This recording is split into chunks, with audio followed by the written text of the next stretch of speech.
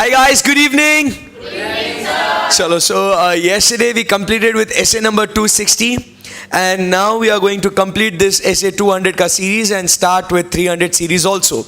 So अब हम लोग जो पढ़ने जा रहे हैं next standard अपना वो है essay number 265.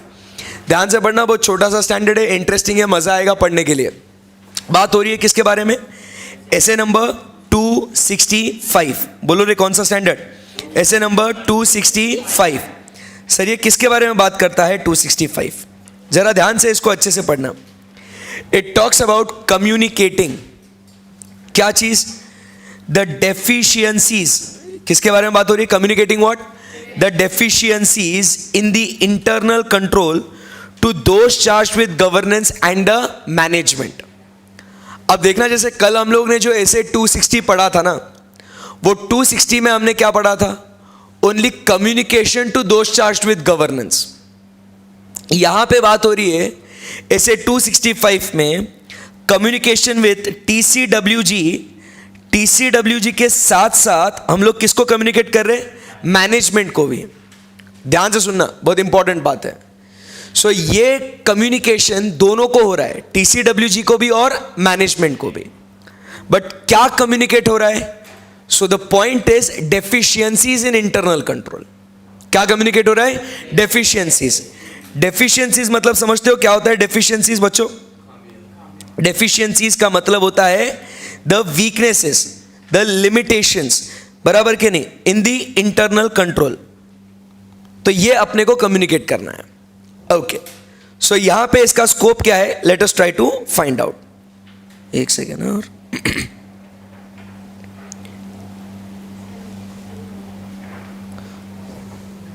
वो हैंग हो गया था, वो उसको रिस्टार्ट करते हैं. सुबह से ये भी पढ़ रहा है ना बेचारा. तो आपके जैसे इसका दिमाग हैंग हो गया है. क्या हुआ बेटा? Application server. यस, चालू हो गया रिस्टार्ट करके. So we are communicating what? Deficiencies in the internal control. ध्यान में रखना, ये किन्हें कम्युनिकेट हो रहा है? टीसीडब्ल्यूजी भी और मैनेजमेंट को भी, दोनों को कम्युनिकेट हो रहा है. That is very important point, we need to note. अब इसके अंदर स्कोप क्या है? पहली बात, एकदम सिंपल स्टैंडर्ड है, रीड करेंगे दिमाग में चिपक जाएगा. Auditors responsibility to communicate appropriately to those charged with governance and management the deficiencies in internal control. Wow, समझा क्या आपको? मतलब जो स्टैंडर्ड का नाम था वही नीचे लिखा हुआ है, वो उसके अंदर रिस्पॉन्सिबिलिटी लगाई है. और हमें मालूम है ऐसे 200 की जो सीरीज है, वो 200 की सीरीज डील करती है किससे? रिस्पॉन्सिबिलिटीज से, राइट? आगे देन अगर आपको ये कम्युनिकेट करना है तो सबसे पहले what you need to do is you need to take the understanding of the internal control. अब हमको मालूम है हमें कौन से internal controls को understand करना जरूरी है, which are relevant to audit. बाकी कोई controls तो अपन देखेंगे नहीं. Very good. Understanding the controls के बाद do we need to identify and assess the risk of material misstatement? बोलो yes or no. So यहाँ पे क्या लिखा हुआ है? Understand the internal control relevant to the audit when identifying and assessing the risk of material misstatement. इस statement को समझने की कोशिश करना. जब हम लोग ऑडिट करते हैं, हम लोग क्या करते हैं? ऑडिट. तो ऑडिट में सबसे पहले जो अपनी ऑडिट प्रोसीजर होती है वो कौन सी होती है? Risk assessment procedure. Risk assessment procedure में हम लोग को रिस्क कितनी है, कम है या ज्यादा है, ये आइडेंटिफाई करने के लिए we do what? Understand the entity, its environment including its internal control. So मतलब रिस्क को असेस करने के लिए क्या हम लोग इंटरनल कंट्रोल्स का अंडरस्टैंडिंग लेते हैं? सो यहां पे वही पॉइंट लिखा हुआ है कि you have to take the understanding of the internal controls relevant to audit when you are identifying and assessing the risk of material misstatements. Simple सी बात है ना, एकदम करेक्ट है. सो अब क्या होता है, आप ये जो रिस्क ऑफ मटेरियल मिसस्टेटमेंट्स हैं, आप इसे क्यों कंसीडर करते हो? क्योंकि ये रिस्क ऑफ मटेरियल मिसस्टेटमेंट्स के बेसिस पे आप क्या करते हो? You design your further audit procedures. RAP के बेसिस पे आप लोग बढ़ते हो क्या? FAP. You design your further audit procedures, बराबर के नहीं? सो यहां पे क्या लिखा हुआ है, in making those risk assessment auditor considers internal control in order to design audit procedures that are appropriate in the circumstances. सही है ना? फिर आगे जो लाइन लिखी है वो बहुत इंपॉर्टेंट है, बार बार आएगी आगे, but not for the purpose of expressing an opinion on the effectiveness of internal control. मतलब यहां पे क्या हो रहा है, आप जरा एकदम ठंडे दिमाग से आप समझने की कोशिश कीजिएगा। देखिए सिंपल सी बात है, जब हम लोग कहीं भी ऑडिट करते हैं, बराबर के नहीं, ऑडिट करने के लिए हम लोग क्या करते हैं, सबसे पहले वी अंडरस्टैंड, सिंपल लिख रहा हूं जो यहां पे हम लोग को ऐसे के लिए कंसीडर करना है, we understand what internal controls. What do we do? We understand what internal controls. ये इंटरनल कंट्रोल्स की अंडरस्टैंडिंग लेने के बाद हम लोग को पता चलता है क्या कि रिस्क कितनी है, रिस्क कम है या ज्यादा है। इस रिस्क को मद्देनजर रखते हुए हम लोग क्या करते हैं, we design our audit procedures. मतलब हम लोग बात करते हैं फर्दर ऑडिट प्रोसीजर्स की। Do you agree with this? Yes. अब यहां पे आप मुझे बताओ, ये जो भी अंडरस्टैंडिंग ऑफ इंटरनल कंट्रोल्स आपने लिया है, इसका एंड रिजल्ट ये क्या है, इसका गोल क्या है इसका? The goal is to design the audit procedures. Yes और नो? यस। सो यहां पे आपको ये क्लियर कट मालूम है कि we are evaluating internal controls so that we can design our audit procedures. So hello management, whatever understanding of internal controls and evaluation of internal controls is being done, it is done for us and not for the purpose of expressing an opinion on the effectiveness of internal control. देखिए हमने जो भी कामकाज किया है internal control से related, ये हमने हमारे लिए किया है। कृपया आप ये मत समझ लेना कि we are conducting this activity to express an opinion on the effectiveness of internal control, कि इंटरनल कंट्रोल अच्छे है या नहीं है उसके ऊपर हम लोग हमारी राय देंगे। उसके लिए हमने इंटरनल कंट्रोल्स को टेस्ट नहीं किया है। क्यों किया है हमने? So that we can design our audit procedures. आपको स्कोप समझ में आया? स्कोप क्या है कि देखिए जब आप अंडरस्टैंडिंग करोगे तो आपको इसके अंदर कुछ वीकनेसेस मिलेंगी, वो वीकनेसेस को आपको बस कम्युनिकेट करना है। अब आप पूरा आपको कॉन्टेक्स्ट समझ सकते हो। यहां पे क्या लिखा हुआ है, you understand the internal controls, then you get the risk and then you design your audit procedures. जब आपको ये रिस्क पता चलती है तो ये रिस्क क्यों आएगी? Because there are certain what weaknesses in internal control. Yes और no? There are certain what weaknesses in internal control. तब जाके आपको रिस्क पता चलेगी है या नहीं है। Do you agree? Yes. So जब आपको ये वीकनेस पता चलेगी, जब आपको ये वीकनेस पता चलेगी, आपका काम बस यही है कि ये वीकनेस आपने क्या करना है, कम्युनिकेट करना है दोज चार्ज विद गवर्नेंस को एंड मैनेजमेंट को। आई बात समझ में आपको? तो आपको कुछ अलग से एक्टिविटी करनी नहीं है। During the course of audit जो मिला ना, बस उसको बताना है। Your activity is not for the purpose of expressing an opinion on the deficiencies of those, on the effectiveness of internal control. Clear है? यस। आगे, this essay specifies which identified deficiencies the auditor is required to communicate to those charged with governance and the management. जमा यहां तक scope. आगे बढ़ते हैं। Effective date 1st April 2010. Next, objective. To communicate, अब objective goal क्या है? Communicate appropriately to those charged with governance and management the deficiencies in internal control that the auditor has identified during the audit. Correct है क्या एकदम? Audit करते दौरान जो मिली है वही बतानी है, बाकी कुछ बताना नहीं है.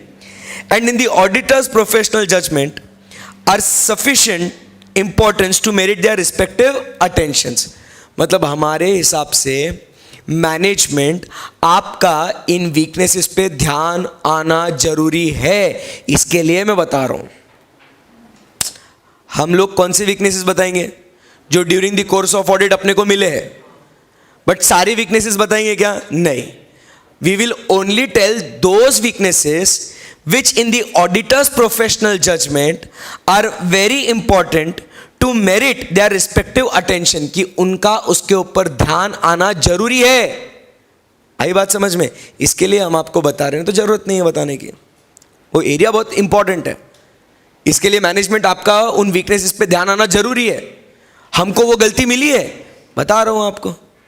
आई बात समझ में आपको? यस. आगे रिक्वायरमेंट. अब ये कैसे करेंगे आप? अब अपने को मालूम है ऑब्जेक्टिव क्या है. ऑब्जेक्टिव क्या है? कम्युनिकेट करना है. तो अब ये ऑब्जेक्टिव को पूरा करने के लिए, ये ऑब्जेक्टिव आप कैसे पूरा करोगे वो अपन बात कर रहे हैं रिक्वायरमेंट की. How will you achieve that? ध्यान से देखना. सिंपल से पॉइंट है, ऐसे एकदम सिंपल है ना. देखो बस खत्म हो गया. Simple, right? चलो. सो रिक्वायरमेंट्स.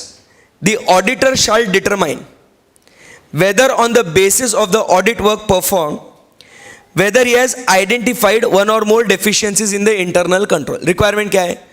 पहले तुम determine कर लो, तुम पहले खुद evaluate कर लो कि during the course of conducting the audit क्या तुम्हें कोई weakness in internal control मिला है या नहीं मिला है.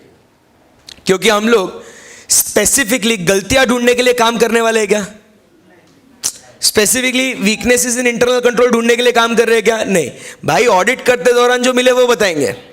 सो वैसा तुमको मिला है या नहीं मिला है, बस उसकी बात हो रही है, राइट? नंबर 2, अगर तुमने आइडेंटिफाई किया है, बराबर के नहीं, वन और more deficiencies in the internal control, the auditor shall determine on the basis of the work perform whether individually or in combination they constitute what? Significant deficiencies. वापस से बोलता हूं, फालतू वीकनेसेस बताएंगे क्या? नहीं. हम लोग कौन सी वीकनेसेस को बताएंगे? Which are of sufficient importance, मतलब ही सिग्निफिकेंट, कि मैनेजमेंट ने इसके ऊपर ध्यान देना चाहिए. तो पहले क्या तुम्हें गलती मिलती है क्या, वो तुम देखो. मिली तो फिर क्या वो सिग्निफिकेंट है या नहीं, वो चेक करो. आई बात समझ में? अब फिर सिग्निफिकेंट है तो थर्ड पॉइंट. सिंपल है ना एकदम. अगर सिग्निफिकेंट है तो आप क्या करिए, उसको कम्युनिकेट करो. कैसे कम्युनिकेट करेंगे? इन राइटिंग. बट कौन सी डेफिशिएंसीज? Significant deficiencies. कितना इजी है रे, समझ रहा है आपको? So he will communicate in writing do significant deficiencies in internal control identified during the audit to those charge with governance on timely basis. Over. So communicate करना writing में on what? Timely basis. And also अभी देखो यहां पे क्या लिखा हुआ है, he will communicate to TCWG. But नीचे अपने को ऐसे में पढ़ा था मैनेजमेंट को भी है. सो नीचे आपको लिखेगा he will also communicate to management at an appropriate level on timely basis. तो भैया वही हो गया ना, मैनेजमेंट को भी बताओ, TCWG को भी बताओ. यहां तक आपके 4 पॉइंट्स में आपको बताओ कुछ डिफिकल्टी है क्या? सिंपल है. ये स्टैंडर्ड इसलिए पढ़ने में इजी होते हैं, अपने को अपना बेसिक जो ऑडिट अपन ने पढ़ा है ना वो स्ट्रांग होना अपना, राइट? तब जाके ये स्टैंडर्ड्स में मजा आएगा पढ़ने के लिए. बोलो क्या है अपने को करना है? रिक्वायरमेंट क्या है? सबसे पहले whether you have determined any deficiency. If you have identified the deficiency, check whether it is significant. If it is significant, you communicate in writing to management and TCWG on timely basis. 4 bullet points over. Yes. अब ये कैसे करेंगे? So वो कहता है आप ये communicate जो करोगे, ये कम्युनिकेशन होगा इन राइटिंग. मालूम है अपने को किसे कम्युनिकेट करेंगे? मैनेजमेंट TCWG को. बट क्या कम्युनिकेट करेंगे? Significant deficiencies. कभी कभी यारो एग्जाम में ऐसा MCQ भी पूछ लेंगे आपको. Communication of deficiencies in internal control is done to management, TCWG, both or none? Both. Which deficiencies? Deficiencies in internal control, significant deficiencies in internal control. Significant deficiencies. बराबर के नहीं? Very good. आगे significant deficiencies को writing में हम लोग communicate करेंगे that the auditor has communicated or intends to communicate to those charged with governance unless it would be appropriate to communicate directly to the management in the circumstances. तो भैया significant deficiencies communicate करना है, but अगर कभी कभी लगता है urgent में ये management को directly बताना चाहिए तो उस समय पे बता देंगे. Next, significant deficiencies के अलावा और कुछ deficiencies होंगी which are not significant. मतलब वो कौन सी है? Other deficiencies. Other deficiencies identified during the audit which has not been communicated to the management by other parties and that in the auditor's professional judgment are sufficient importance to merit the management's attention, वो भी communicate कर दो. बात समझो, significant deficiencies तो हम लोग communicate कर लेंगे, but अब ये जो है ना, ये significant deficiencies कौन सी है? During the course of audit, बराबर के नहीं? कंट्रोल्स कौन से? रेलेवेंट टू ऑडिट, वो कम्युनिकेट होता है. बट कभी कभी कोई और कंट्रोल्स है which are not relevant to audit, वो डेफिशिएंसी हमको मिल गई है, बराबर के नहीं? हम अब क्या देखते हैं कि ये जो control not relevant to audit है, इसके अंदर डेफिशिएंसी है, बराबर. हम क्या एक्सपेक्ट करते हैं कि जो व्यक्ति इस कंट्रोल को एग्जीक्यूट करने के लिए रिस्पॉन्सिबल है उसको मालूम होना चाहिए कि उसमें वीकनेस है, तो उसने वो वीकनेस मैनेजमेंट को कम्युनिकेट कर देनी चाहिए. बट ऑडिटर को दिखता है कि वो अदर पार्टी ने मैनेजमेंट को कम्युनिकेट करा ही नहीं है. आई बात समझ में? तो अब ऑडिटर क्या बोलता है, यार मेरे को वो डेफिशिएंसी मिली है, बराबर, जो अदर पार्टी ने मैनेजमेंट को बताया नहीं है. यार चलो, और मेरे को लगता है कि ये मैनेजमेंट का इसके ऊपर ध्यान आना बहुत जरूरी है और मेरे को मालूम पड़ा है ना, चलो यार वो भी बता देता हूं. सिग्निफिकेंट डेफिशिएंसी ऐसे भी बताने का चाहे. बात हो रही है अदर डेफिशिएंसी की which is not relevant to audit. अब बताऊं क्या? ऐसे तो बताने की जरूरत नहीं है, बट अब मुझे वो डेफिशिएंसी मिली है. स्टेप बाय स्टेप जाना. मुझे वो डेफिशिएंसी मिली which is not relevant to audit. मुझे यहां पे दिखता है कि वो डेफिशिएंसी इंपॉर्टेंट है, तो मैनेजमेंट का इसके ऊपर ध्यान आना जरूरी है. बट फिर मैं चेक करूंगा क्या इसको अदर पार्टी ने मैनेजमेंट को कम्युनिकेट करा है क्या? नहीं करा. नहीं करा है तो मैं कर देता हूं. वापस एक बार पॉइंट पढ़ते हैं. Other deficiencies in internal control identified during the audit that have not been communicated to the management by other parties and that in the auditor's professional judgment are of sufficient importance to merit management's attention. Clear है एकदम? Yes. Third point, ये communication कैसा होगा? Return communication. मस्त है एकदम. अब इसके अंदर क्या क्या देंगे हम लोग? सबसे पहले राइटिंग में हम लोग देंगे डिस्क्रिप्शन कि क्या गलती थी. वो डिस्क्राइब, ऐसे नहीं बोलने का ए वीकनेस है ले ले. What is the weakness? Baba purchase procedure में कहीं वीकनेस है, बराबर के नहीं? सेल्स में, क्रेडिट सेल्स में वो क्रेडिट वर्दीनेस इवैल्यूएट करने में वीकनेस है, तो वो डिस्क्राइब करो. The description of the deficiency कि कहां पे वीकनेस है आपकी और उस वीकनेस के वजह से आपके बिजनेस पे क्या इंपैक्ट आ सकता है, उसके क्या पोटेंशियल इफेक्ट्स है वो भी बताओ. सिचुएशन की ग्रेविटी को अगर उनको बताना है, उनको उसके ऊपर अगर उसका ध्यान उनका आकर्षित कराना है ना, तो पहले आपको उनको बताना पड़ेगा कि इस गलती के वजह से आपकी कैसे बच सकती है. नहीं तो मैनेजमेंट ध्यान देगा क्या? आपसे मैनेजमेंट को बोलेगा यार इसमें गलती है, मैनेजमेंट बोलेगा ठीक है okay. They will not pay that attention what was required और what was expected. But when you tell them na, अरे sir see this is the weakness and because of this weakness this is the potential effect that can come. Credit worthiness अगर आप सही से evaluate नहीं कर रहे हो, oh my God, आपके जो डेटर्स है ना वो डाउटफुल हो सकते हैं. आप आपका प्रॉफिट छोड़ो, प्रिंसिपल भी रिकवर नहीं कर पाओगे. डेटर ने अगर पैसा नहीं दिया तो पोटेंशियल इफेक्ट बताना पड़ेगा. अगर आपका परचेस प्रोसीजर बराबर नहीं है, टेलिंग यू आप कितना भी एडवर्टीजमेंट कर लो सेल्स करने के लिए, बट अगर सेल हो गया और वो अगर परचेस में अगर डिफेक्टिव प्रोडक्ट आ गया ना तुम्हारा, तो तुम्हारा सेल्स अफेक्ट हो सकता है. आफ्टर सेल सर्विस का कॉस्ट बढ़ सकता है तुम्हारा. रिपेयर्स एंड मेंटेनेंस, तुमको वारंटी रिपेयर्स आएंगे. फिर जब आप उन्हें बताओगे ना ये सब चीजें, तब जाके उनको उस सिचुएशन का इंपॉर्टेंस पता चलेगा कि नहीं अपने को इसका ध्यान देना बहुत जरूरी है. So just don't communicate for the communication's sake. What you do? You communicate in writing. What is the deficiency? Describe it. After you describe the deficiency, second point क्या करने का है, साथ ही साथ उसके potential effects भी बताओ. Logically correct है एकदम. आगे फिर उसके बाद give them what? Sufficient information to enable those charged with governance and management to understand the context of the communication. अरे भाई आखिर ऑडिटर तू बोल क्यों रहा है, तो उसे बैकग्राउंड दो.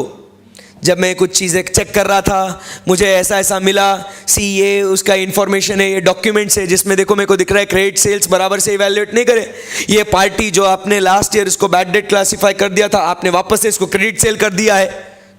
कुछ भी इंफॉर्मेशन आपको मिली होगी ना, जिसके बेसिस पे आपने सोचा कि नहीं अपन ने मैनेजमेंट को बताना चाहिए, तो उन्हें वो नेसेसरी इंफॉर्मेशन भी आप प्रोवाइड कीजिए.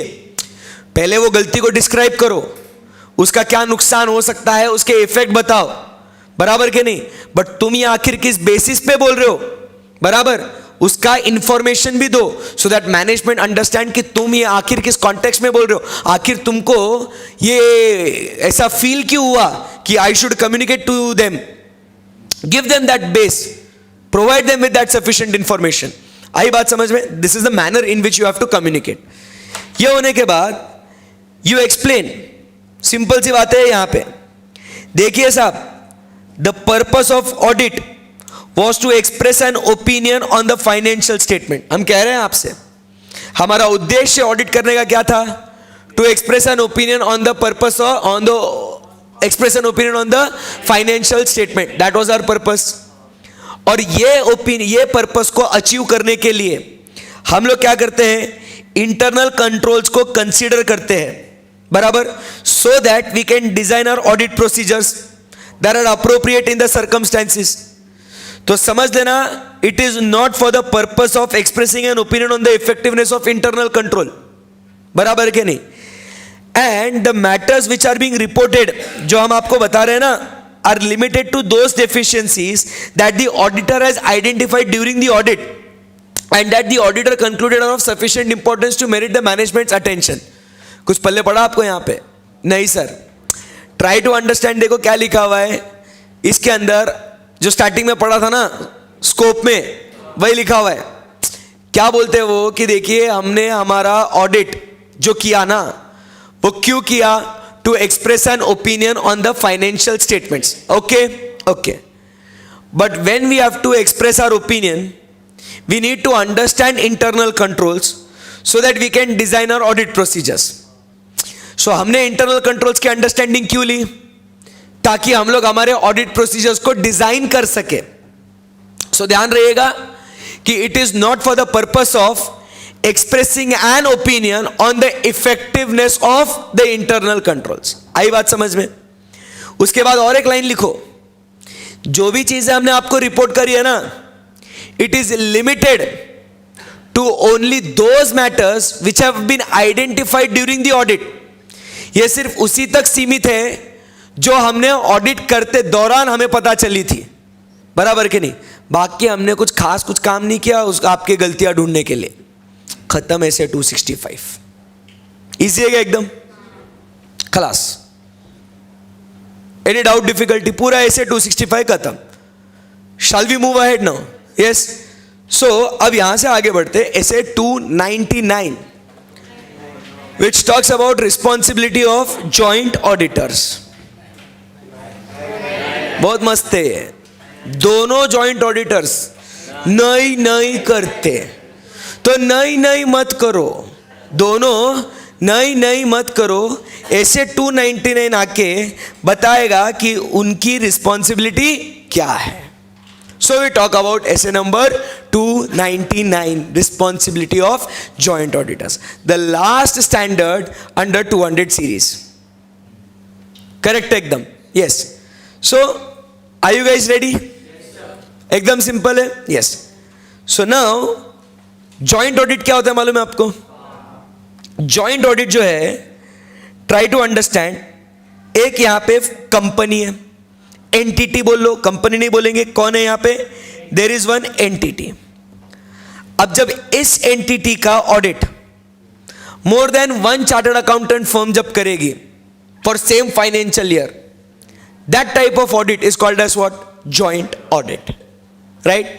मतलब यहां पे मान लो अगर messrs A B C and यहां पे अगर मान लो messrs P Q R audit करते हैं एक ही एंटिटी का, so they together are called as what? Joint auditors of the entity. Important point, ये जो जॉइंट ऑडिटर्स अपॉइंट करते हैं ना, ये अपॉइंट किया जाता है bye the entity itself. Okay, ऐसा नहीं है कि मैसेज एबीसी अपॉइंट हो गए और फिर मैसेज एबीसी बोलता है काम करो, मैसेज पीक्यू और तुम भी मेरे साथ काम कर लो. The second auditor will also be appointed by the entity only. एक ऑडिटर दूसरे ऑडिटर को कैसे अपॉइंट करेगा? पॉसिबल है क्या? नो. आई बात समझ में? सो अब यहां पे इन दोनों की रिस्पॉन्सिबिलिटीज क्या होगी, किस तरीके से निभाएंगे, ये सारी बातचीत करेगा कौन? SA number 299. आई बात समझ में? So their roles, their responsibilities, सारी बातें करेगा कौन? SA number 299. Are you guys ready? Let's start. This standard deals with the professional responsibilities which the auditors undertake in accepting such appointments as joint auditors. पहली जो responsibility है, it is in respect to division of work. पहले समझाऊं या पहले read करना है? पहले समझाना है. सिंपल सी बात है. डिवीजन ऑफ वर्क, काम आपस में बांटो. कैसे बांटोगे? ध्यान से सुनो. एक तो आप पीरियड के बेसिस पे बांटो. पहले 6 महीने का तू कर ले, बाद में का 6 महीने का मैं कर लेता हूं, बराबर? या तो एक काम कर लेते हैं, एसेट्स का तू देख, लाइबिलिटीज का मैं देखता हूं, सेल्स का तू देख, परचेस का मैं देखता हूं. या तो तू पीएनएल का देख ले, मैं बैलेंस शीट का देखता हूं. So you divide the work. But फिर जो एरिया मटेरियल है जिस पे दोनों का काम होना चाहिए, दोनों का एक्सपर्टीज वहां पे लगना चाहिए, वो काम को आप डिवाइड मत करो. This is how you divide the work. Over. बस पढ़ते हैं. Where the joint auditors are appointed, they by mutual discussion divide the audit work among themselves. आपस में बातचीत कर लेना और वर्क को डिवाइड कर लेना. The division of work would be usually in the terms of the identifiable units. बराबर ना? डिवीजन कैसा होगा? बेस्ड ऑन द आइडेंटिफाइबल, जो आप आइडेंटिफाई कर सकते हो. जैसे पीरियड है, बैलेंस शीट के आइटम्स है, यू कैन आइडेंटिफाई इट. और specified areas. In some case, due to the nature of the business, the entity of the audit, such division of the work may not be possible. तो ठीक है, फिर नहीं हो सकता divide.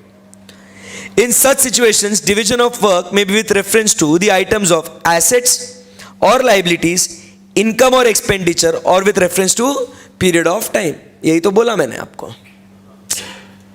भाई divide कर लो आपस में बातचीत करके. कैसे डिवाइड करोगे? आइडेंटिफाइबल यूनिट्स में. नेचर ऑफ बिजनेस के वजह से वो यूनिट्स आइडेंटिफाई नहीं कर. आइडेंटिफाइबल यूनिट्स या एरियाज मतलब क्या होता है ना, बेसिकली कि एक बड़ी कंपनी है, इसके अलग अलग यूनिट्स होते हैं, मैन्युफैक्चरिंग यूनिट्स होते हैं, जहाँ पे एक आइटम यहाँ बनता है, दूसरा आइटम वहाँ बनता है, तीसरा आइटम वहाँ बनता है. सो हम क्या करते हैं जॉइंट ऑडिट में? बेसिकली भाई यूनिट 1 का मैं देखता हूँ, यूनिट 2 का भी मैं देखता हूँ, 3 और 4 का तू देख ले. ऐसा करके हम लोग क्या कर लेंगे? जॉइंट ऑडिट कर लेंगे. बराबर कि ये 2 यूनिट मैं संभालता हूं, 2 यूनिट तू संभाल. बट नेचर ऑफ बिजनेस के वजह से ऐसा कहीं पॉसिबल अगर ना हो तो फिर तुम कैसे डिवीजन करो? Asset, liability, income, expenditure, period, your call. Mutually decision ले लो. बराबर के नहीं? उसके बाद certain areas of work owing to the importance और the nature of the work, मतलब मटेरियल है या उसमें एक्सपर्ट नॉलेज बहुत लगने वाला है, तो वो क्या कहता है? भैया इसको आप डिवाइड ना करें. नहीं तो शेयरिंग ऑफ एक्सपर्टीज एडवांटेज कैसा मिलेगा रे अगर सारा काम आप डिवाइड कर लोगे? शेयरिंग ऑफ एक्सपर्टीज एडवांटेज कैसे मिलेगा? तो जो इंपॉर्टेंट काम है भैया दोनों मिलके कर लो. Next, the division of work among joint auditors as well as the areas of work to be covered by all of them should be adequately documented and preferably communicated to the entity. क्योंकि अपना तो मालूम है, communication हो जाएगा. जो अपन को appoint करा है उसको भी तो मालूम होना चाहिए कि वो क्या काम कर रहा है और मैं क्या काम कर रहा हूं. Any difficulty? No. Now we talk about coordination. Coordination.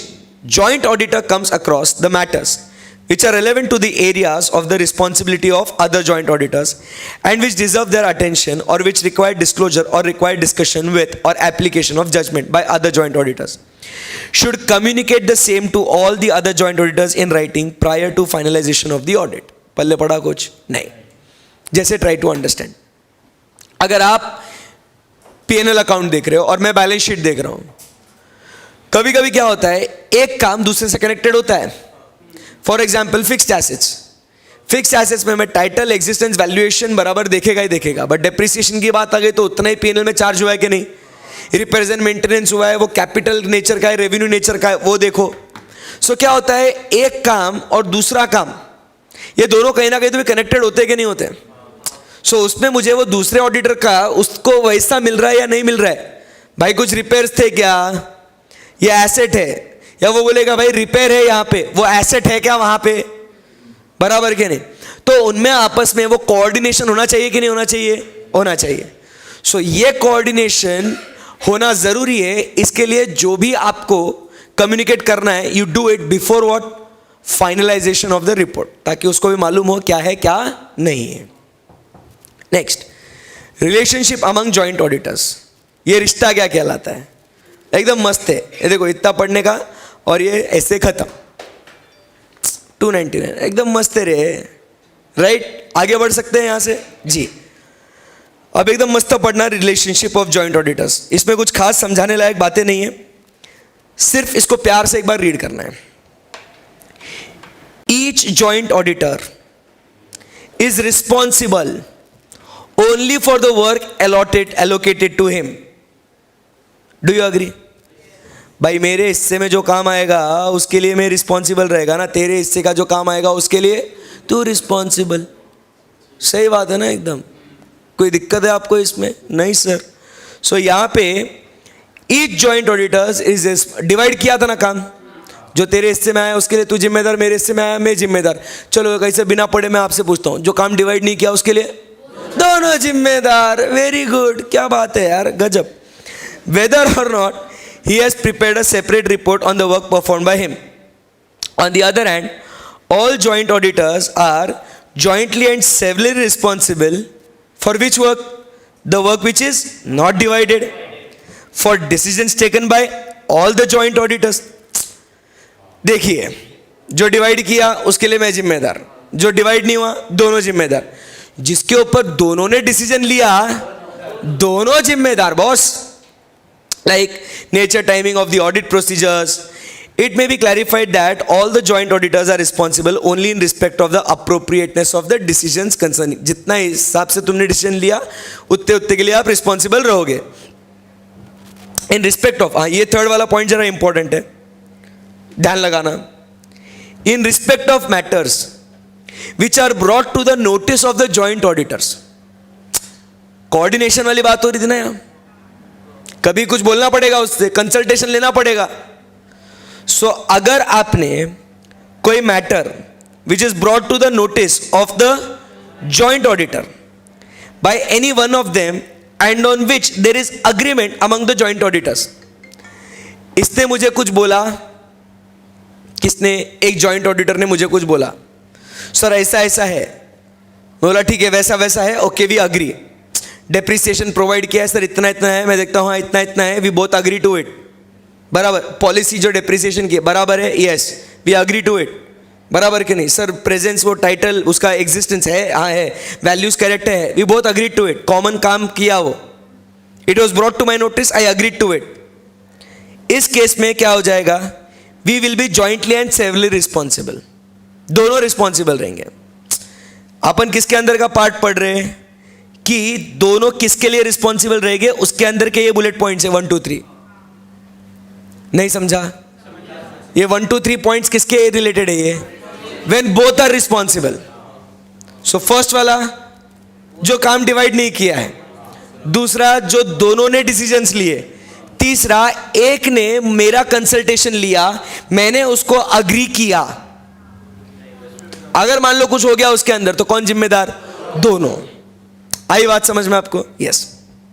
आगे, for examining that financial statements of the entity comply with the disclosure requirement. अब फाइनेंशियल स्टेटमेंट्स पे तो पूरा एज अ ओवरऑल काम करेंगे ना, तो इसके लिए दोनों जिम्मेदार रहेंगे ना, बोलो हाँ. एंड लास्ट में audit report complies with the requirements of the, audit report तो दोनों मिलके देंगे, तो उसके लिए कौन जिम्मेदार, दोनों. ये जो 5 पॉइंट है ना, ये आपको ध्यान से सुनना. एक तो एमसीक्यू के लिए पूछा जाएगा, या तो आपको शॉर्ट नोट के लिए पूछा जाएगा कि mention the points where joint auditors are jointly and severally responsible. वो 5 पॉइंट कौन से हैं? Work not divided, decisions taken by both, work communicated by one joint auditor to another where both agree to it. Number 4 point क्या कहता है?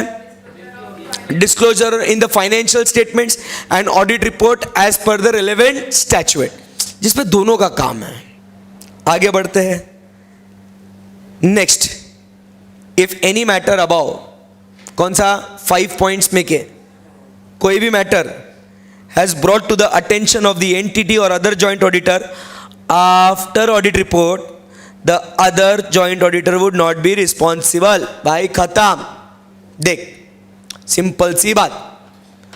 अगर हमने audit report पे ओपिनियन दे दिया, बराबर, ये बोलता क्वालिफाइड, मैं बोलता एडवर्स, बराबर, बट जब एडवर्स दिया था ना, उस टाइम पे दोनों ने अग्री किया था.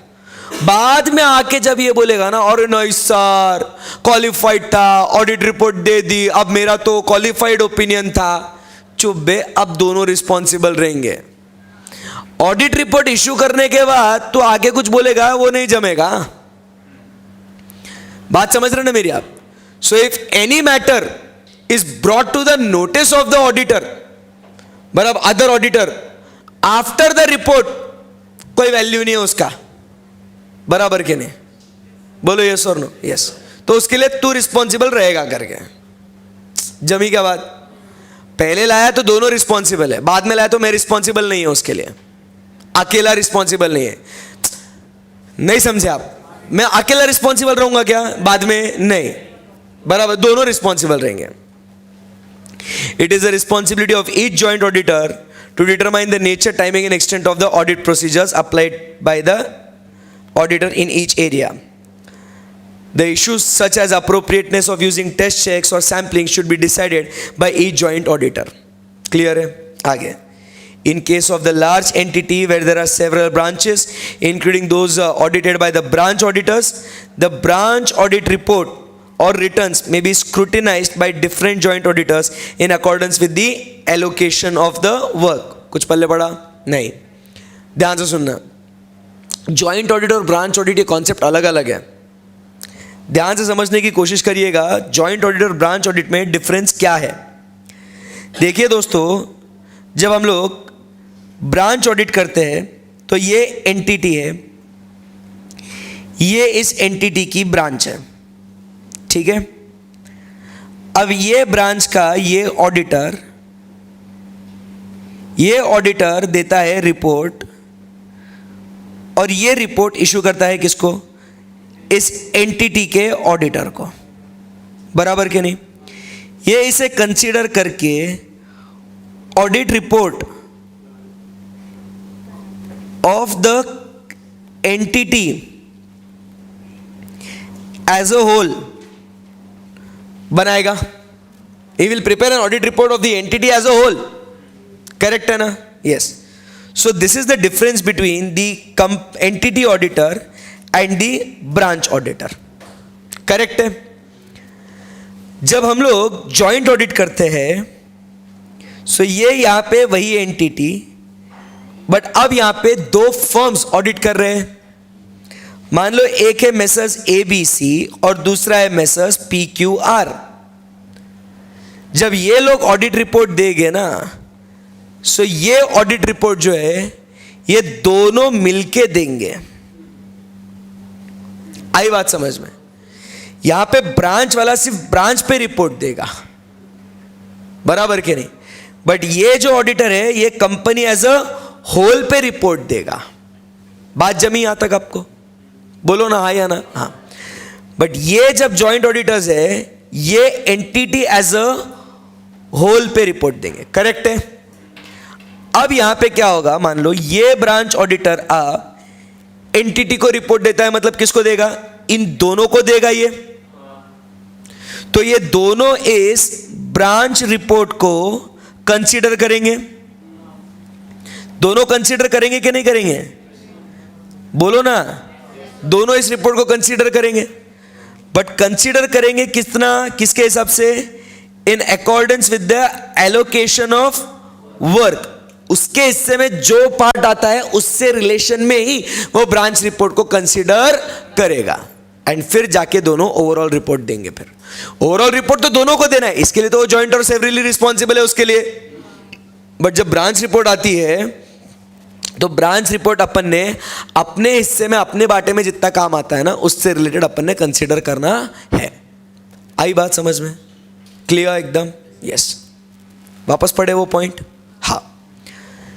In case of the audit of large entity, where several branches, including those required to be audited by the branch auditors, the branch audit reports or returns may be scrutinized by different joint auditors in accordance with the allocation of work. Jama, a significant part of the audit work involves obtaining and evaluating information and explanation from the management. This responsibility is shared by all the joint auditors unless they agree upon a specific distribution of responsibility. Management से information लेना है starting में, identifying, understanding the entity, दोनों का काम है, दोनों ने अंडरस्टैंडिंग लेना है, एक्सेप्ट अगर हम में डिवीजन होगा तो, अदरवाइज जॉइंटली सेवरली दोनों responsible. Each joint auditor is entitled to assume that the other joint auditors have carried out their part. Assume करने के लिए हम entitled है, हमें अनुमति है कि जो हमने काम डिवाइड किया था ना, मैं assume कर लेगा उसने उसका काम किया होगा, भले किया नहीं किया मेरे को फर्क नहीं पड़ता फिर, क्योंकि उसके लिए वो रिस्पॉन्सिबल है। So I am entitled to assume. Next, where ये important point है, where separate financial statements of division or branch are audited by one of the joint auditors, the other joint auditors are entitled to proceed on the basis that such financial statements comply with all legal and professional requirements regarding disclosures to be made and present a true and fair view of the state of affairs and the working results of the branch division concerned, subject to such observation as communicated by joint auditors concerned. झेपा नहीं।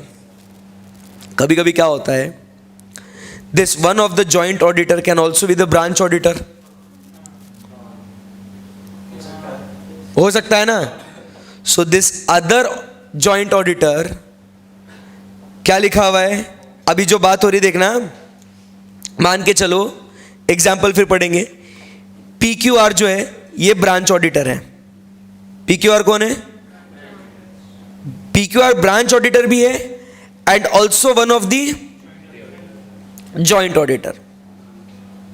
इतना समझा आपको, PQR is the branch auditor as well as one of the joint auditor. And now we are talking about what ABC is suppose to do. Shall we read it again? Yes yes, देखो, where a separate financial statements of a division or a branch are audited by one of the joint auditors. Click हो गई बात, मतलब कौन है यहाँ पे, PQR. The other joint auditor ABC are entitled to proceed on the basis that भाई जो भी वो फाइनेंशियल स्टेटमेंट्स है, वो डिस्क्लोजर रिक्वायरमेंट्स, लीगल रिक्वायरमेंट्स उससे वो करते हैं, मेरे को अलग से वापस चेक करने की जरूरत नहीं है। क्लियर है एकदम?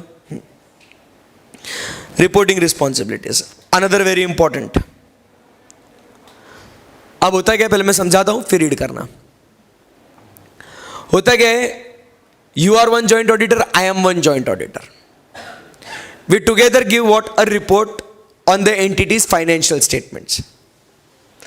But it is not always necessary that we come to the same opinion or the conclusion. It's a subjective term. मेरा ओपिनियन कुछ अलग हो सकता है, आपका ओपिनियन कुछ अलग हो सकता है. Normally, joint auditors are able to arrive at the agreed report. But however, there are times when they cannot. उस केस में क्या करने का, तू तेरा सेपरेट रिपोर्ट दे, मैं मेरा सेपरेट रिपोर्ट देगा. नहीं तो क्या हो जाएगा, दोनों रिस्पॉन्सिबल रहेंगे ना. मैं काय को वो रिस्पॉन्सिबिलिटी लेगा कि जब मेरे को लगता है वो गलत है करके. However, where the joint auditors are in disagreement with regard to any matter to be covered by the report, each one of them should express his own opinion through a separate report. A joint auditor is not bound by the views of the majority of the joint auditors regarding the matters to be covered in the report and should express his opinion in the separate report in case of disagreement. मतलब क्या है ना, basically अगर मान लो 3 joint auditors हैं, 2 बोलते qualified है, तीसरा बोलता नहीं एडवर्स होना, तो वो ज़रूरी नहीं है कि मेजॉरिटी जो बोल रहा है उसको फॉलो करो. मेरे को अगर लगता है मेरे को एडवर्स देना है तो मैं एडवर्स देगा, मैं मेजॉरिटी के साथ जाना पसंद नहीं करूँगा. आप पे ऐसे कंपल्शन भी नहीं है कि मेजॉरिटी जो बोल रहे हैं वही करो. आई बात समझ में? हाँ, दोनों ध्यान में रखना, दोनों रिपोर्ट्स कंसीडर करेंगे क्योंकि दोनों में बेसिस फॉर ओपिनियन दिया जाएगा ना, ग्राउंड्स दिए जाएंगे ना, तो मेंबर तो पढ़ेगा ना वो. आई बात समझ में आपको? यस. आगे बढ़े यहां से.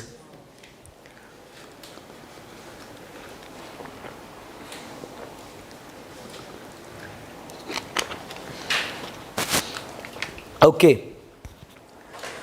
सो यहां पे अपने 2 स्टैंडर्ड्स खत्म हो गए एंड यहां पे अपना ऐसे नंबर 200 सीरीज भी खत्म हो चुकी है.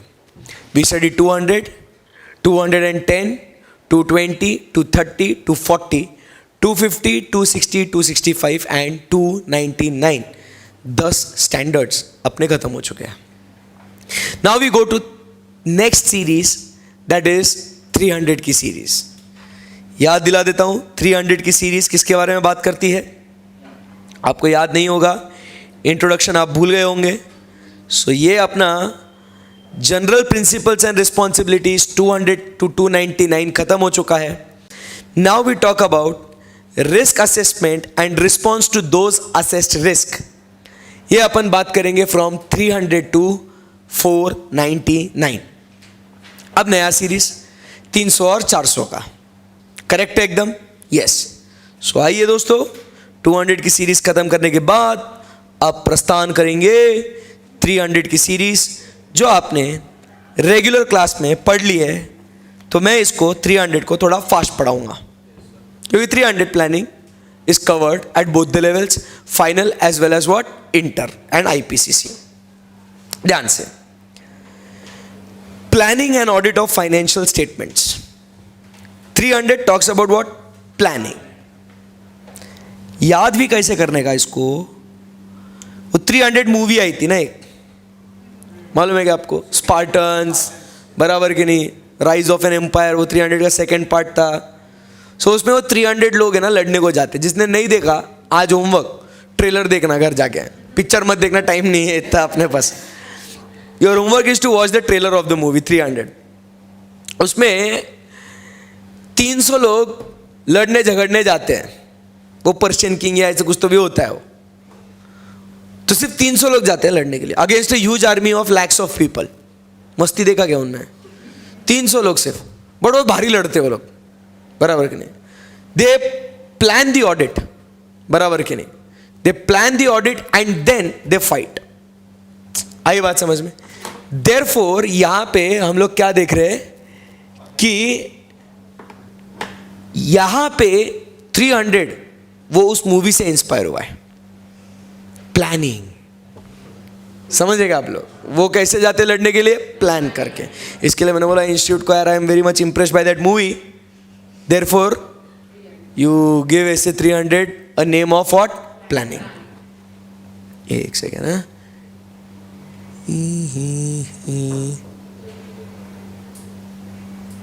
एक second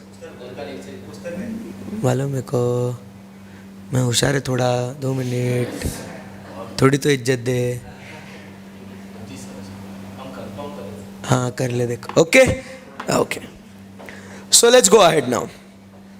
we talk about 300 now. Planning. एकदम मस्त ध्यान से देखना. पहले पूरा थीम जो अपन ने पढ़ लिया वो मैं बता रहा हूं. स्कोप ऑफ दिस ऐसे भाई, अब तुमको तुम्हारी पूरी रिस्पॉन्सिबिलिटीज मालूम पड़ गई है ना. क्या क्या करना है तुमको. सबसे पहले first you have to conduct an audit in accordance with the standards on auditing. बराबर कि नहीं. तो वो overall objectives of independent auditor उसमें बात करिए. Then you agree the terms of engagement. काम करते करते क्वालिटी रिक्वायरमेंट्स को पूरा करो. डॉक्यूमेंटेशन करो. फ्रॉड के बारे में बात हुई थी. You also consider the laws and regulations. Then you communicate with those charged with governance. You communicate the deficiencies to management and those charged with governance and responsibility of joint auditor. पूरा responsibilities मालूम है. अब फिर audit करेंगे. Audit ऐसे मुंह उठा के करेंगे. हाँ मत बोलो. नहीं ना. पहले क्या करना पड़ेगा अभी. Planning. So next standard 300 series planning. Planning and audit of financial statements. The auditor's responsibility is to plan an audit of financial statements. It is framed in the context of recurring audits. Recurring audits, year after year, you are only the auditor. आई बात समझ में? Yes. Objective. The objective of the audit is to plan the audit so that it can be performed in an effective manner. Chapter की शुरुआत में हमने पढ़ा था कि प्लानिंग करना क्यों जरूरी है. Because it helps the audit to be conducted in effective, efficient and timely manner. Next, जब हम लोग प्लान करेंगे ये इफेक्टिव ऑडिट करने के लिए तो इसके अंदर बहुत सारी चीज़ें लिखी हुई है. रिक्वायरमेंट्स. अभी मतलब अब यहाँ पे सीधा सीधा ऑब्जेक्टिव क्या बोला है. अच्छा ऑडिट होना है इसके लिए. सो अब इसकी रिक्वायरमेंट क्या है. प्लानिंग में आपने क्या क्या करना चाहिए. So let's focus upon the headings first. First, आपने की एंगेजमेंट टीम मेंबर्स को इन्वॉल्व करना है. क्योंकि उनसे जब बातचीत करेंगे तो they will give us what the knowledge, they will share the insights, they will share the information. तो प्लानिंग करते समय की एंगेजमेंट टीम मेंबर्स को बुलाओ, इन्वॉल्व करो. फिर उसके बाद you also have to consider the preliminary engagement activities, what you did in SA number 220. बराबर क्या नहीं. क्वालिटी के लिए आपने क्या किया था. You obtained information from the firms and the network firms. You evaluate the threats of identified breaches. ये सब बातें करी थी आपने. तो आपको ऑडिट एक्सेप्ट करना है या नहीं करना है उसके पहले आप कुछ चीज़ें चेक करते हो. तो वो प्रिलिमिनरी एक्टिविटीज है. उसके बाद प्रिलिमिनरी एक्टिविटीज के बाद आप प्लान करेंगे. प्लानिंग में आप बनाएंगे आपकी ऑडिट स्ट्रैटेजी. बराबर के नहीं. ऑडिट स्ट्रैटेजी होने के बाद आप बनाएंगे आपका ऑडिट प्लान. अब उसके बाद ऑडिट प्लान और ये आप अपडेट और चेंज कर सकते हो आपकी मर्जी के अनुसार. एंड इसके बाद आप nature, timing and extent of direction and supervision आप उसके अंदर इंक्लूड कर लेना. ये सब जो भी हो जाएगा आपने इसको क्या करना है. डॉक्यूमेंटेशन. आपने अभी तक क्या किया. स्ट्रैटेजी बनाई, उसको डॉक्यूमेंट कर लो. आपने प्लान बनाया, उसको डॉक्यूमेंट कर लो. ये चैप्टर में भी पढ़ा है अपन ने. और उसके बाद आपने जो भी आपके सिग्निफिकेंट चेंजेस है आपने उसको भी डॉक्यूमेंट करना है. Yes, SPC. सिंपल है एकदम. एंड फिर आपने एडिशनल कंसीडरेशंस वो अपन देख लेंगे बाद में. समझ में आई बात. यस. अब देखो इसके हिसाब से मेरा ये डॉक्यूमेंटेशन वाला पार्ट खत्म हो चुका है. अब जरा यहां से फटाफट खत्म कर ले. 300 ओवर. हाँ कैसा मजा आया कि नहीं. यही तो बात है ना यार. ओके. सो यहां पे the engagement team shall be involve in planning the audit including planning and participating in the discussion among the engagement team members. तो उनको इन्वॉल्व करो. फिर उसके बाद you perform the procedures as required by SA 220 quality के लिए. You also comply with the ethical requirements including independence and then you agree what the terms of engagement. So आपका plan किस बेसिस पे चलेगा. सबसे पहले आपको क्वालिटी अचीव करनी है. फिर आपको एथिकल रिक्वायरमेंट्स और इंडिपेंडेंस रिक्वायरमेंट पूरा करना है. And then you as per SA number 210 you have to agree the terms of engagement. Simple है क्या एकदम. यही तो पढ़ा हुआ है बचपन से. Next, planning activities, audit strategy. इसका एक चार्ट बनाया हुआ था. Scope, plan, nature, timing, extent, direct, results. याद है क्या. Scope will be based on engagement. Planning will be based on reporting objectives, बराबर कि नहीं? Nature, timing and extent of available resources, direct किसको करेंगे? Engagement team, and consider the results of preliminary engagement activities. आई बात समझ में आपको? सो ये आपका देखो यही के यही पॉइंट्स है। फिर आपके प्लान में क्या क्या आएगा? Nature, timing, extent of RAP, nature, timing, extent of FAP and other plan procedures. हो गया क्या? अरे यार मस्त है कि नहीं? एकदम सही हो गया ना भाई। चैप्टर, चैप्टर मतलब क्या? रिवीजन भी हो गया एंड चैप्टर भी हो गया।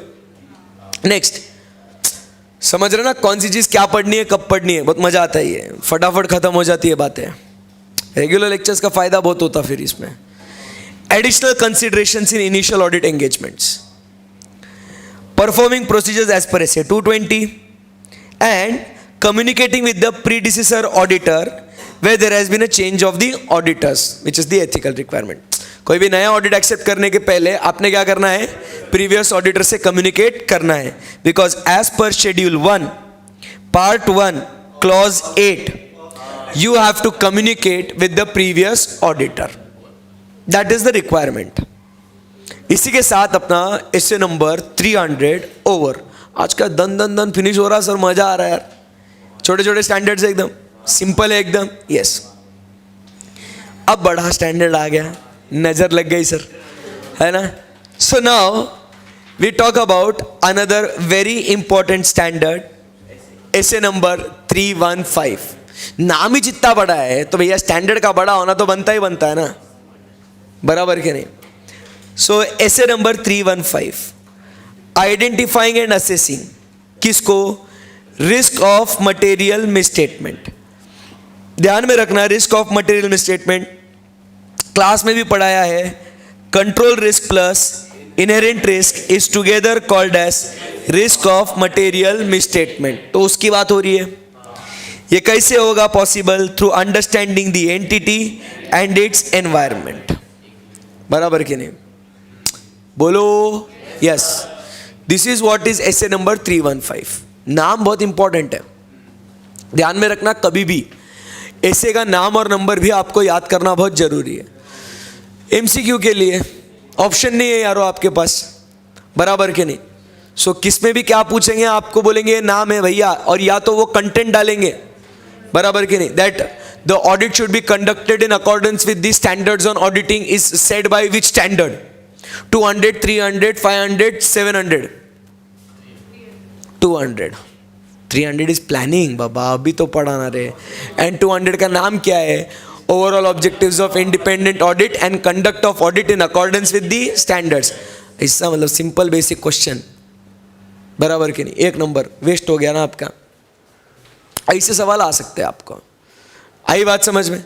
सो we now move to SA number 315। जरा एक बार गहराई नाप लेगा इसकी। 32, 33, 34, 35, बस 4 पेज का है तो ओके। सो जा रहा है क्या दिमाग में जो भी आज पढ़ रहे हैं अपन, बराबर? तो आगे बढ़ते हैं फिर। एसे नंबर 315, इसके बारे में भी हमने बहुत कुछ डिटेल्स हमने क्लास में पढ़ी हुई है रेगुलर लेक्चर्स में। बस अब ये इकट्ठा पढ़ना है अपने को। सी ट्राई टू अंडरस्टैंड। क्लासेस में जब हम लोग पढ़ते हैं ना, तो हम लोग क्या है, वो स्कैटर्ड वे में पढ़ते हैं जो मॉड्यूल का सीक्वेंस है। बट अब स्टैंडर्ड्स हम लोग इसके लिए, ये अलग लेक्चर्स आपके लिए है कि बाबा एग्जैक्टली कौन सा स्टैंडर्ड क्या कहना चाहता है, उसका हमको क्या मिले?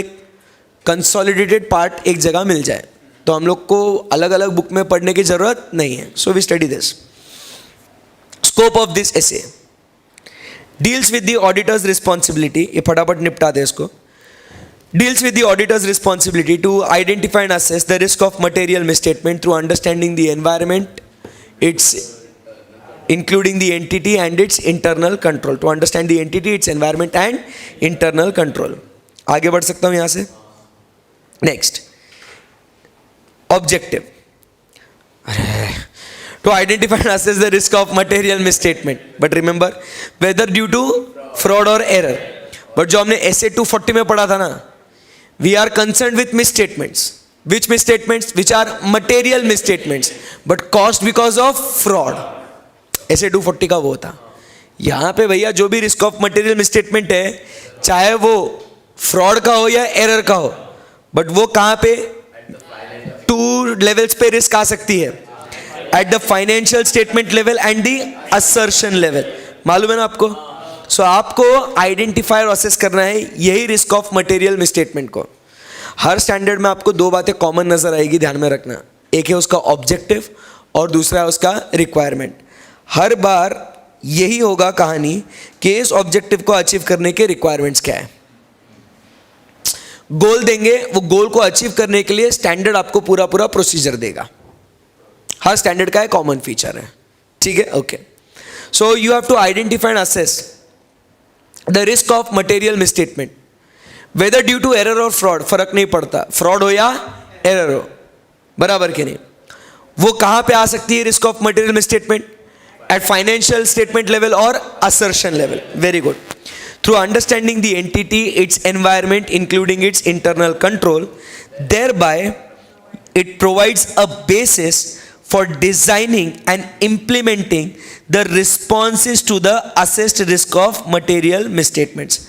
अब अगर आप नेक्स्ट जो स्टैंडर्ड SA 330, देखो बोला नाम क्या है उसका, SA 330, देखो बहुत मजा आएगा, मैं दिखाऊंगा आपको स्क्रीन पे। नेक्स्ट स्टैंडर्ड क्या है? 330, 320 के बाद auditor's responses to the assessed risk. नहीं समझ रहे आप? 315 में आप क्या करो? You identify and assess the risk of material misstatements. क्यों करना है? So that it provides the base to respond to those assessed risk. So basically ये जो 315 है ना, एकदम सिंपल ट्रिक बोल रहा हूं मैं आपको। 315 जो है ना वो रैप है, 330 जो है ना वो फैप है। ये बेसिक है। ये 315 is RAP, 330 is FAP, but this entire thing should happen in what? Materiality. बीच में आता है ऐसे नंबर 320, बराबर के नहीं? और 330 खत्म हो गया ना भाइयों, उसके बाद डायरेक्ट 300 सीरीज ओवर है। अरे बहुत बड़ा ही है, but direct we start with 402 and 450। 300 series खत्म, 400 सीरीज में 2 स्टैंडर्ड्स हैं। ऐसा ये कॉन्सेप्ट अपना लिंक होते हैं। एंड देन 500 तो ऑलमोस्ट अपन ने पूरा पढ़ लिया है इंटरमीडिएट लेवल पे। अरे कितना मजा है ना फिर यार तुम्हारे जिंदगी में। स्टैंडर्ड्स का टेंशन नहीं है, बहुत मस्त है ये स्टैंडर्ड्स। ओके, रिक्वायरमेंट रेडी क्या आप लोग? Yes, okay. सो क्या लिखा हुआ है? मस्त एकदम पढ़ना। अभी अपने को क्या करना है ये भूलना नहीं, अभी स्टेप बाय स्टेप है, एकदम क्लियर कट। बहुत बड़ा स्टैंडर्ड है ये, 4 पन्नों का है भाई, एकदम ध्यान से सुनना है। अभी लगे तो आज सिर्फ इतना भी हुआ ना अपना पढ़ के तो भी चलता अपने को, बट जो भी पढ़ना है अच्छे से पढ़ना है। So risk assessment procedure and related activity, SA 315 में अपना उद्देश्य क्या है? What is the goal? See we need to identify and assess the risk of material misstatements happening where? At the financial statement level और assertion level.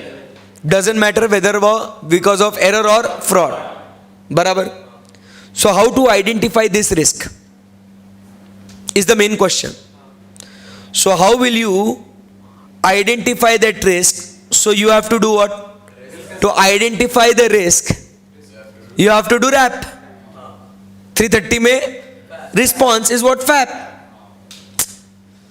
सही है ना एकदम? So to identify the risk, whether due to error or fraud, you carry out the risk assessment procedure. Correct है? And also do the related activities, उससे जुड़ी हुई कुछ बातें हैं वो कर लो। क्लियर है एकदम? अब अंदर के पॉइंट। अब आपको लगेगा सर इतना मैटर है इसके अंदर, आएगा क्या हमको? पता नहीं sir. Let's see. Perform risk assessment procedure to provide a basis for identification and assessment of risk of material misstatement. आता माझी सटकली, वही है क्या ये? मतलब भाई वो बोलता है सर तुम रिस्क असेसमेंट प्रोसीजर करो, क्यों? Because you need to identify and assess the risk of material misstatement, that is nothing but my objective. बोलो ना रे, ये मेरा ऑब्जेक्टिव है, ये ऑब्जेक्टिव को अचीव करने के लिए क्या लिखा है मैंने, क्या करूंगा मैं, रैप। अब रैप को परफॉर्म करने के लिए मैं क्या करेगा, रैप को क्यों परफॉर्म करूंगा, वही तो रिस्क को वही लिखा हुआ है। The risk assessment procedure by themselves do not provide sufficient and appropriate audit evidence on which to base an opinion। मेरे को रिस्क असेसमेंट प्रोसीजर से सिर्फ रिस्क कितनी हो सकती है वो पता लगता है, एक्चुअल कितनी रिस्क है या actual financial statements true and fair है या नहीं, मतलब मुझे ओपिनियन देने के लिए रैप मदद करते नहीं है। रैप के बेसिस पे करता हूं फैप और फैप के बेसिस पे देता हूं ओपिनियन। बोलो यस और नो, यस। सो इसीलिए RAP does not on its own provide me with what, sufficient and appropriate audit evidence. Any difficulty? No. First point over है। So the risk assessment procedure shall include what, inquiry with the management. Management से पूछताछ करो भाई कि क्या यहां पे कुछ गलती है क्या, आपको कुछ इंफॉर्मेशन है क्या। This is what we did in SA 240, inquiring with the management, those charged with governance as well as the employees, उनसे रिटर्न रिप्रेजेंटेशन लिए थे, बराबर। So inquire of management and others within the entity who is in the auditor's judgment may have the information, बराबर के नहीं, that is likely to assist in identifying the risk of material misstatement whether due to error or fraud। फिर आप perform करेंगे क्या, analytical procedure, also do what, observation and inspection. Clear एकदम।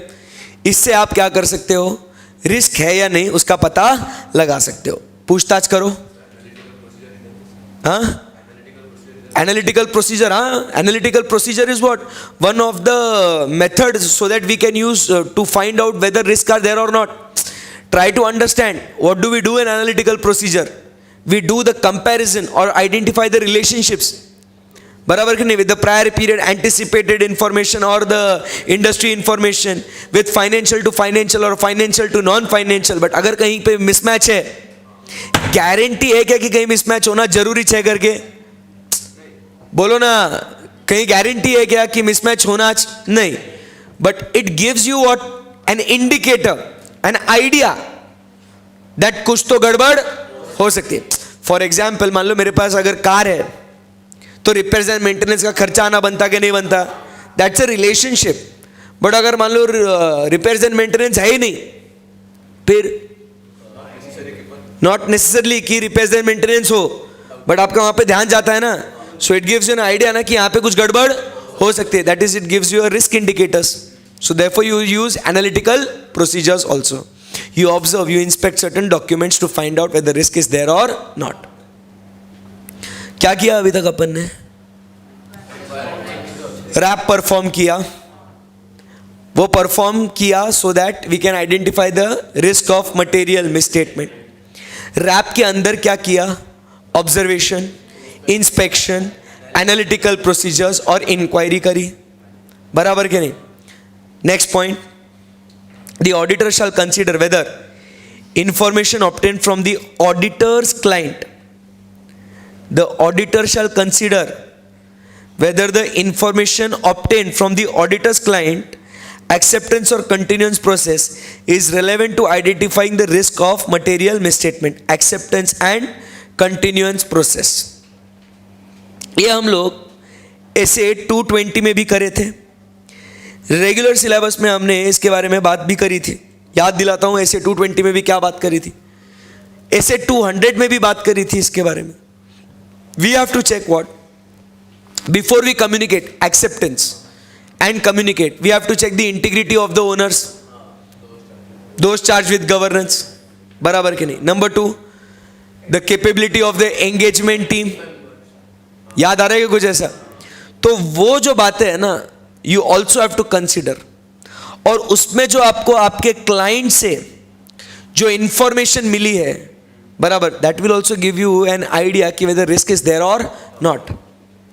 Then where the engagement partner has performed other engagements, उसने उन्हीं का कुछ और दूसरा काम करा हुआ होगा तो उसे आइडिया भी आएगी। एंड ध्यान से सुनना, यहां पे आप इस एक्सेप्टेंस के पहले you also communicate with whom, previous auditor. सो ये भी आपको रिस्क के बारे में कुछ ये बता देगा ना। सो अगर आपने अदर एंगेजमेंट परफॉर्म किया है, he shall consider that whether information obtained is relevant, मतलब उससे भी फायदा होगा। Number 2, whether use the information obtained from the auditor's previous experience with the entity.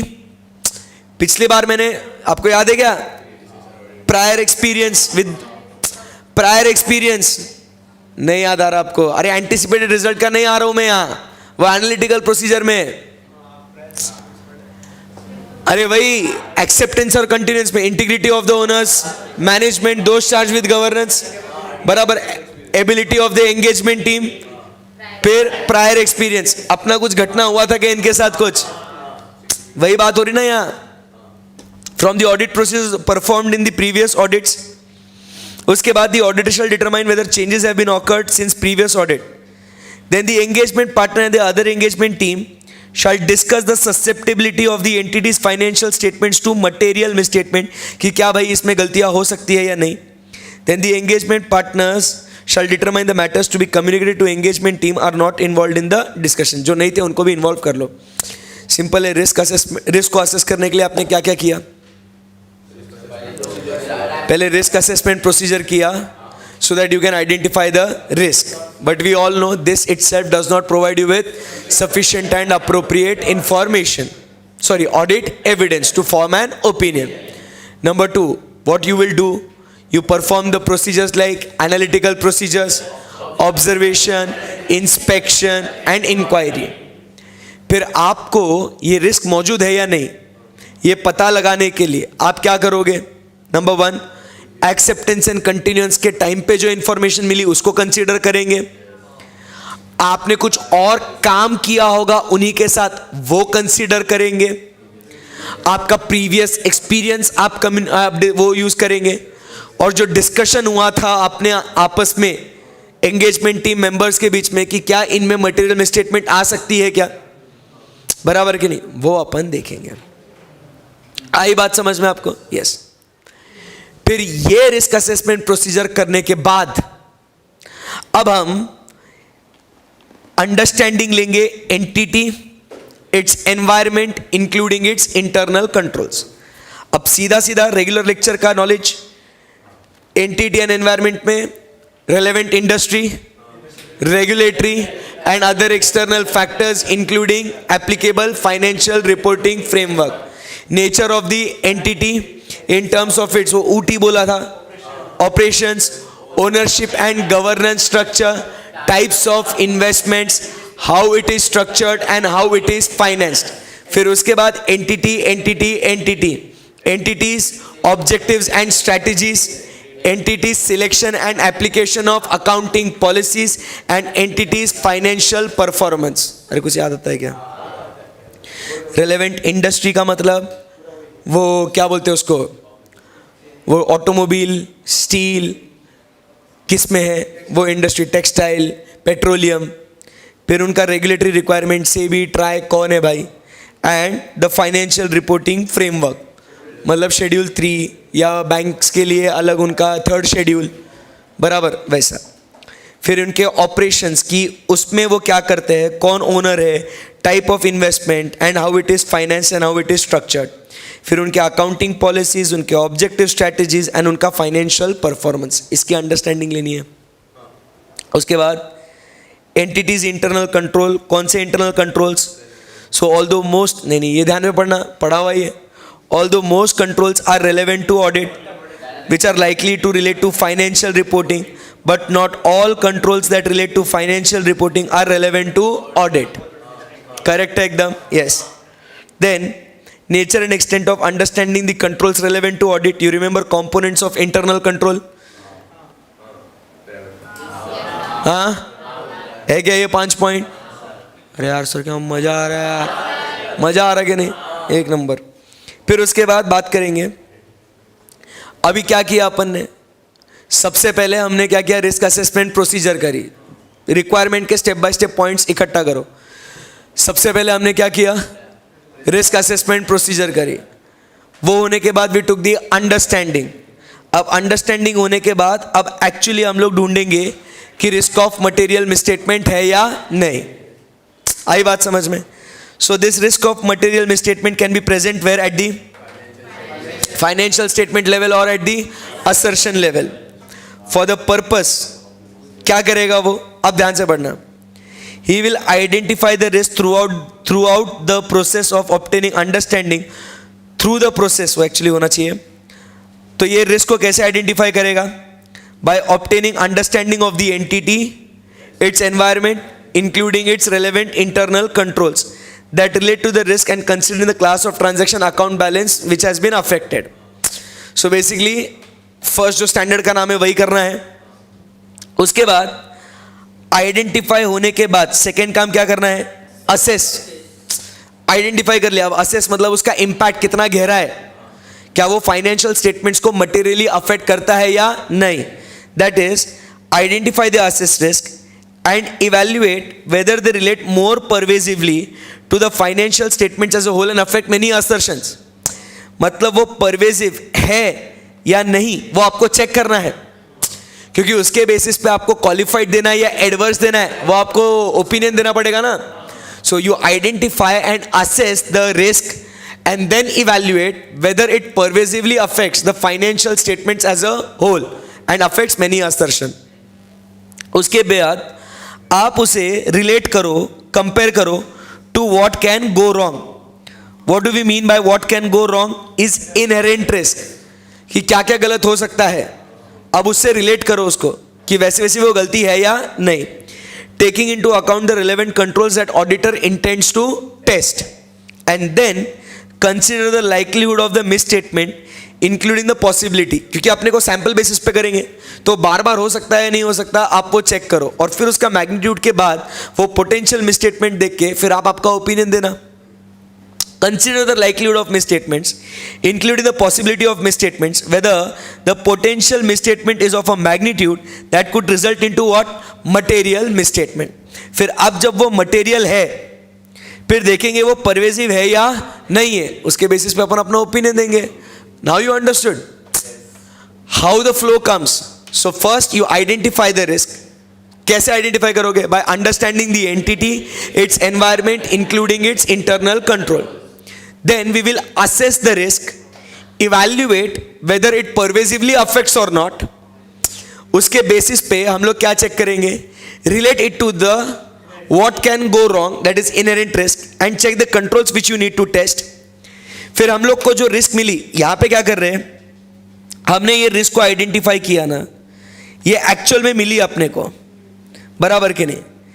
और फिर हम लोग इस एक्चुअल रिस्क को कंपेयर करेंगे इनहेरेंट रिस्क को, और ये रिस्क में हमने कुछ सोचा था ना, इस रिस्क को प्रोटेक्ट करने के लिए मैनेजमेंट ने कुछ कंट्रोल्स लगाए होंगे। नहीं समझा आपको? मैं समझाता हूं अच्छे से। देखिए, रिस्क की बात हो रही है स्टेप बाय स्टेप। पहले क्या आपने रिस्क को आइडेंटिफाई किया? बोलो। आइडेंटिफाई करने के बाद आप क्या कर रहे हो? उसे असेस कर रहे हैं। असेस करने के बाद इसे आप इवैल्यूएट भी करेंगे कि क्या वो परवेसिव है या नहीं। फिर अब आप क्या करेंगे? इस रिस्क को आप कंपेयर करेंगे with what can go wrong, that is inherent risk. फिर आपको पता चला है कि अच्छा ये इनहेरेंट रिस्क हमने कंसीडर करी थी, ऐसी गलती हो सकती है। इस इनहेरेंट रिस्क से रिलेटेड आपने कोई कंट्रोल देखा होगा, बोलो यस और नो। फिर आप इस कंट्रोल को टेस्ट करेंगे, बोलो यस और नो। आपको ये रिस्क मिली ना, ये रिस्क को आपने कंपेयर किया विथ इनहेरेंट रिस्क, तो आपको पता चला अच्छा ये रिस्क और ये रिस्क जैसा हमने सोचा था वैसा ही हमको मिला है, बराबर के नहीं। तो इसको रोकने के लिए कौन सा कंट्रोल है वो आप फाइंड आउट करेंगे। वो कंट्रोल मिलने के बाद आप उस कंट्रोल को टेस्ट करेंगे। दो बातें होगी। क्या दो बातें होगी? एक तो कंट्रोल अच्छा होगा या तो बुरा होगा। मतलब ही आप टेस्ट करके आप देखोगे कि इसमें पोटेंशियल मिसस्टेटमेंट का मैग्नीट्यूड कितना है, कि क्या वो फाइनेंशियल स्टेटमेंट्स को मटेरियली अफेक्ट कर सकते हैं या नहीं। मतलब ही टेस्ट करके आप पता कर रहे हो about what the likeliness of the occurrence of that misstatement, बोलो ना। एंड फिर जाके आप जब आपको पता चलेगा okay this is material and this is what pervasive, accordingly you give what your opinion. जमी बात, यस। आगे बढ़ते हैं यहां से। Then risk that require special consideration, ठीक है ना। देखिएगा, if any risk are identified, और अगर ऑडिटर के अनुसार वो सिग्निफिकेंट रिस्क है, बराबर के नहीं, then while exercising the judgment the auditor shall exclude the effects of identified controls related to the risk. अगर उसको लगता है ये रिस्क सिग्निफिकेंट है, उसके ऊपर ये कंट्रोल्स छोड़ दो, अपने को उसको एक्सक्लूसिवली चेक करना पड़ेगा। सो कौन सी रिस्क सिग्निफिकेंट रिस्क है, he should consider the following. याद करने की कोशिश करना, the risk which is because of fraud, जो भी रिस्क बिकॉज ऑफ फ्रॉड है वो सिग्निफिकेंट रिस्क है। जो भी risk economic, accounting and other developments like regulatory requirement change हो गया उसके वजह से, कोई कॉम्प्लेक्सिटी ऑफ ट्रांजैक्शंस है, रिलेटेड पार्टीज है, सब्जेक्टिविटी इन मेजरमेंट जैसे कि बैड डेट्स है, एस्टिमेटेड लाइफ है, या कहीं पे भी significant transactions outside the normal course of business होते हैं, तो इन रिस्क को हम लोग क्या कहेंगे, सिग्निफिकेंट रिस्क कहेंगे। ये रिस्क पे आपको स्पेशल अटेंशन देना पड़ेगा। क्लियर है एकदम, yes. When the auditors determine the significant risk exists, the auditor shall obtain an understanding of the entity's control, including control activities relevant to the audit risk. Special ध्यान देना है। Simple सी बात है, ये देखो एग्जांपल्स दिया है कि कौन से सिचुएशन में कौन सी रिस्क सिग्निफिकेंट हो सकती है। सो फर्स्ट पॉइंट क्या कहता है, देखिए आपने रिस्क असेसमेंट प्रोसीजर करो, उसके बेसिस पे सेकेंड पॉइंट आप अंडरस्टैंडिंग लो वो करने के लिए, फिर third you actually identify and assess that risk. But जब आपको कोई रिस्क मिलती है और वो रिस्क आपको सिग्निफिकेंट लगती है तो आपको स्पेशल कंसिडरेशन देना पड़ेगा, उन कंट्रोल्स को गहराई में इवैल्यूएट करना पड़ेगा। तो फिर सवाल आता है कौन सी रिस्क सिग्निफिकेंट रिस्क है। सो वहां पे उन्होंने एग्जाम्पल दिया है कि जो रिस्क फ्रॉड के वजह से मतलब इंटेंशनली करी गई है, जो रिस्क में इकोनॉमिक डेवलपमेंट हो गया, नया कानून आया, जीएसटी आया, शेड्यूल 3 आया, नए नए डेवलपमेंट्स हो रहे हैं उसके वजह से। Number 3 complexity of transaction, like Punjab National Bank की बात हुई थी। Number 4 we talk about related parties के साथ है, गलत काम रिलेटेड पार्टीज के साथ ही ज्यादा कर सकते हैं। Subjectivity in measurement of transactions है, मतलब अगर बैड डेट्स है तो आपका सब्जेक्टिव मतलब आपका मेजरमेंट मेरा मेजरमेंट सब्जेक्टिव है, तो ऐसे कुछ ट्रांजैक्शन जो है उसमें क्या हो सकता है, उसमें सिग्निफिकेंट रिस्क आ सकती है। तो उसको आपने क्या करना है कि ऑडिटर ने स्पेसिफिक उस कंट्रोल्स को चेक करना है और फिर कंट्रोल एक्टिविटीज चेक करना है in relation to those risks. Easy एकदम, wow. Risk for which substantive procedures alone do not provide sufficient appropriate audit evidence, मतलब क्या है, देखिए the auditor may judge that it is not possible or practicable to obtain sufficient appropriate audit evidence only from substantive procedures। कोई risk मौजूद है और जिससे substantive procedures will not provide sufficient appropriate audit evidence, like inventory is kept someplace else where we cannot actually go and verify, बराबर। In this case such risk may relate to inaccurate or incomplete recording of routine and significant class of transactions. In this case entities internal controls over such risk are relevant to the audit। तो खास आप internal controls पे जोड़ दीजिएगा। फिर next, wow, जो risk आपने assess करी थी क्या वो चेंज हो सकती है क्या, और अभी तक जो भी आपने किया उसको क्या करें, डॉक्यूमेंट। दोनों पॉइंट्स पढ़ लीजिए प्लीज।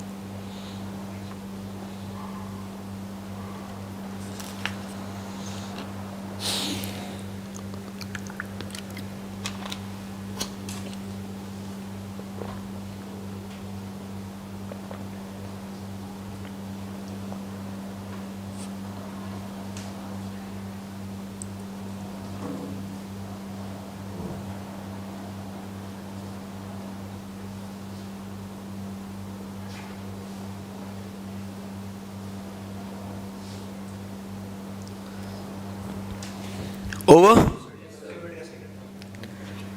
की elements of understanding obtained regarding each of the aspect of the entity.